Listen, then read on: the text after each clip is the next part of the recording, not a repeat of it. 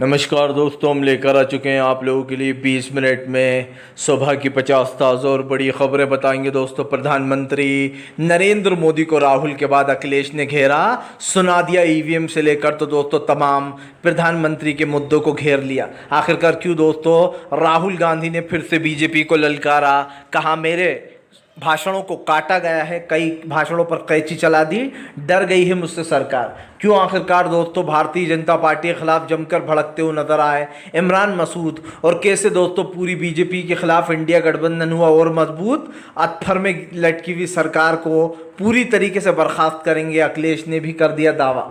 तमाम मुद्दों पर होगी बात, लेकिन उससे पहले अगर आपने अब तक हमारे चैनल को सब्सक्राइब नहीं किया है जल्दी से करिए, पास में सारे घंटी आएगी, इसको भी दबाइए ताकि हर वीडियो की अपडेट आपको मिल पाए। दरअसल दोस्तों हमारे देश में दो तरीके के कानून चल रहे हैं। अखिलेश यादव ने कहा कि बीजेपी को लगता है मैं वो मुद्दा भूल गया हूं, या फिर हमारा इंडिया गठबंधन वो मुद्दा भूल गया है। अखिलेश ने कहा कि अगर मैं 80 की 80 सीटें आज जीत जाऊं तो भी मैं ईवीएम पर भरोसा नहीं करूंगा, क्योंकि हम समाजवादी लोग हैं, हमें ना ईवीएम पर कल भरोसा था, ना आज भरोसा है, ना परसों होगा, और ना कभी हम ईवीएम के मुद्दे को ना आज भूले, ना कल भूलेंगे और ना कभी भूलेंगे। अखिलेश ने कहा हम तो वो लोग हैं जो 80 सीटें जीतकर भी ईवीएम से जीतकर भी ईवीएम को हटाने का काम करेंगे। जैसे ही अखिलेश ने कहा कि मुझे ईवीएम पर ना आज भरोसा ना कल भरोसा, राहुल गांधी ने वहां पर टेबल बजाना शुरू कर दिया। अखिलेश के इस बयान पर जमकर बजी तालियां। आप समझिए दोस्तों अखिलेश यादव ने कितनी काम की बात करी है, कितनी समझदारी की बात करी है कि अगर मैं 80 सीटें जीत भी जाऊं तो भी मैं ईवीएम पर भरोसा नहीं करूंगा, क्योंकि ईवीएम इस देश के लोकतंत्र के खिलाफ जा रही है। दोस्तों ईवीएम पर किसी को भरोसा नहीं है। हमें लग रहा है कि कांग्रेस ने बीजेपी को हरा दिया, लेकिन दोस्तों एक पॉइंट ये भी तो है कि हो सकता है कांग्रेस इससे भी ज़्यादा सीटें जीत रही थी, लेकिन ईवीएम में गड़बड़ी कर उनको कम सीटें, फिर भी उनकी सीटें कम हुई इंडिया गठबंधन को और सीटें मिल सकती थी। तो ईवीएम पर तो सवाल हमेशा उठता रहा है। अखिलेश ने कहा, कुछ लोग कहते हैं कि अब हम मुद्दा भूल गए। अखिलेश ने कहा कि उनकी गलतफहमी है, ना हम आज भूलें ना कल भूलेंगे, हम तो वो लोग हैं जो ईवीएम से जीत कर भी ईवीएम को हटाने का काम करेंगे। और दोस्तों वाकई में अखिलेश ने जो बयान दिया है मैं इसका समर्थन करता हूं, क्योंकि ईवीएम में किसी भी बड़े देश में चुनाव नहीं होता, सिर्फ हमारे देश को छोड़कर। अखिलेश ने एक और बात कही दोस्तों जो बीजेपी को चुप जाएगी, नरेंद्र मोदी को चुप जाएगी। अखिलेश यादव ने कहा कि हमारे देश की एक ऐसी संस्था है, अगर वो ईमानदार होती, उन्होंने कहा कि मैं अंदर नहीं जाना चाहता ज़्यादातर इस टॉपिक के, लेकिन अगर वो ईमानदार होती तो हमारा लोकतंत्र और मजबूत होता।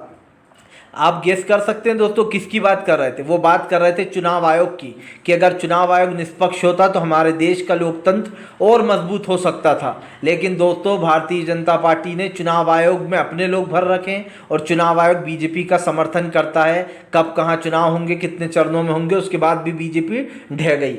आपको बता दें चले दोस्तों, प्रधानमंत्री नरेंद्र मोदी के ऊपर भड़के राहुल गांधी, कहा फिलहाल मेरे भाषणों को काटा गया है, प्रधानमंत्री डरते हैं मेरी सच्चाई से, मेरी ईमानदारी से, और दोस्तों राहुल गांधी की कही उन बातों से जो राहुल गांधी ने जनता के लिए कही हैं। सबसे पहली बात, जब कल भाषण शुरू हुआ तो राहुल गांधी ने सबसे पहले कहा कि नरेंद्र मोदी जी लोगों को नमस्कार करने से भी दोस्तों परहेज करते हैं, और कोई अगर हंसकर बात करता है तो उससे भी कह देते हैं हंसो मत, सीरियस टॉपिक चल रहा है। अब आप समझिए दोस्तों, विपक्ष को अगर कोई नमस्कार कर रहा है तो उसके लिए भी नरेंद्र मोदी रोकते हैं, जबकि हमारे देश में हमने देखा है लोग एक दूसरे राइवल होते हैं तब भी हाय हेलो करते हैं, लेकिन नरेंद्र मोदी की राजनीति ऐसी है, बिल्कुल ही गुस्से और नफरत वाली। दूसरा, राहुल गांधी ने कहा कि आपने इस देश के धर्म को, खास करके तमाम धर्मों को, एक आपने सिर्फ वेपन बना रखा है चुनाव लड़ने के लिए, यानी कि दोस्तों एक हथियार की तरह यूज़ करते हो आप हिंदू धर्म को। राहुल ने कहा कि कभी भी किसी भी धर्म में, राहुल ने सारे धर्म की फ़ोटोज़ बताई, हिंदू धर्म की, मुस्लिम धर्म की, सिख धर्म की, ईसाई धर्म की, और सबकी फ़ोटोज़ बताकर राहुल गांधी ने कहा कि ये कोई भी धर्म हमें हिंसा नहीं सिखाता, चाहे वो मुस्लिम धर्म हो, हिंदू धर्म हो, ईसाई धर्म हो, या दोस्तों पंजाबी धर्म हो, गुरु नानक, कोई भी ये नहीं कहता कि आप हिंसा करो दोस्तों।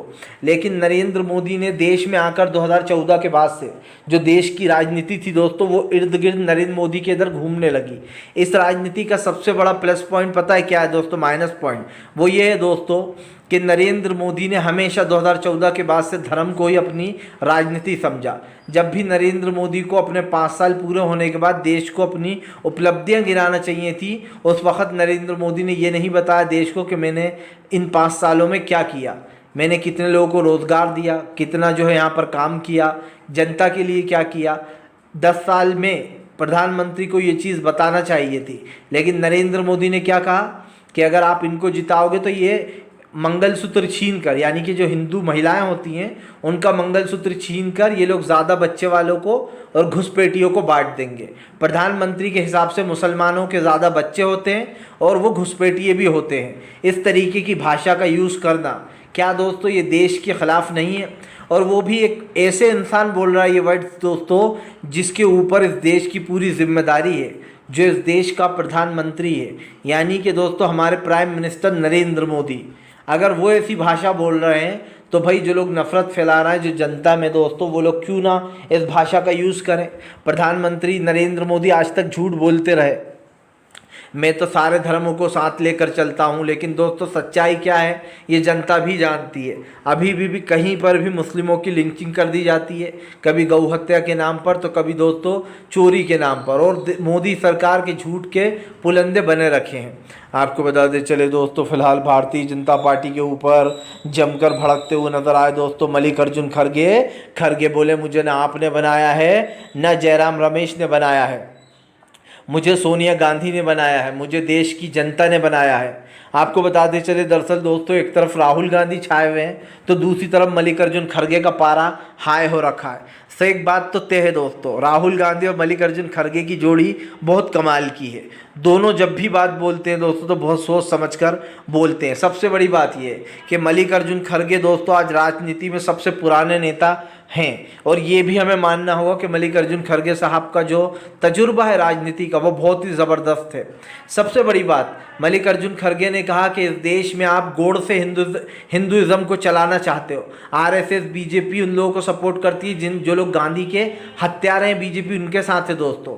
सबसे बड़ी बात, आरएसएस के लोगों की सबसे असलियत क्या है दोस्तों, क्या ये देश से छुपी हुई है? आरएसएस हमेशा ये कहता है कि वो एक खास कर राजनीतिक पार्टी नहीं है, लेकिन दोस्तों सच क्या है ये सब जानते हैं। आरएसएस एक राजनीतिक पार्टी ही है, क्योंकि दोस्तों वो बीजेपी के लिए लड़ाई लड़ता है। आरएसएस बीजेपी का दाहिना हाथ है। अगर राइट हैंड दोस्तों बीजेपी है तो लेफ्ट हैंड आरएसएस है। हालांकि हमने अब की बार देखा कि आरएसएस और बीजेपी में टकरार शुरू हो गई जब जेपी नड्डा ने ये कह दिया कि हमें अब आरएसएस की ज़रूरत ही नहीं है, अब तो बीजेपी खुद ही इतनी मजबूत हो गई है। लेकिन दोस्तों सबसे बड़ी बात पता है क्या है, जनता ने इन्हें बता दिया कौन कितना मजबूत है। अगर आप देश के लिए काम नहीं करोगे, अगर आप जनता के लिए काम नहीं करोगे तो जनता आपको उठाकर बाहर फेंकने का काम करेगी। नरेंद्र मोदी को ये गलतफहमी है दोस्तों कि देश को इस तरीके से चलाया जा सकता है, लेकिन मैं लिख कर दे सकता हूँ दोस्तों कि देश की जो हालत इस वक्त हो रखी है वो पिछले 50 सालों में भी नहीं थी, जो 10 साल में नरेंद्र मोदी ने देश का सत्यानाश कर दिया है। आपको बताते चले दोस्तों, फिलहाल अखिलेश ने कसा सरकार पर तंज, कहा फिलहाल जो अतफर में लटकी है वो तो कोई सरकार नहीं, कभी भी गिर जाएगी। दरअसल दोस्तों अखिलेश ने सरकार पर फिर सवाल खड़े कर दिए हैं। अखिलेश यादव का कहना है कि फिलहाल ना अस्थिर खड़ी हुई इस सरकार को आप सरकार कहते हो, ये कोई सरकार नहीं है। उन्होंने कहा कि फिलहाल ये सरकार 2 बैसाखियों के सहारे हैं। जो लोग कहते थे कि हम 400 पार करेंगे और अयोध्या में सजाया किसी और ने और मंडप कोई और लूट कर, महफिल कोई और लूट कर ले गया। अखिलेश ने अवधेश के इधर इशारा करते हुए दोस्तों बीजेपी पर तंज कसा, क्योंकि अयोध्या से सपा के प्रत्याशी अवधेश जीते हैं दोस्तों, अवधेश जी। इसको लेकर सपा प्रत्याशी अखिलेश यादव ने जमकर बीजेपी को लपेटा, कहा महफिल किसी ने सजाई थी और लूट कर कोई और ले गया। दरअसल दोस्तों महफिल का मतलब आप समझ सकते हैं कि बीजेपी ने राम मंदिर के नाम पर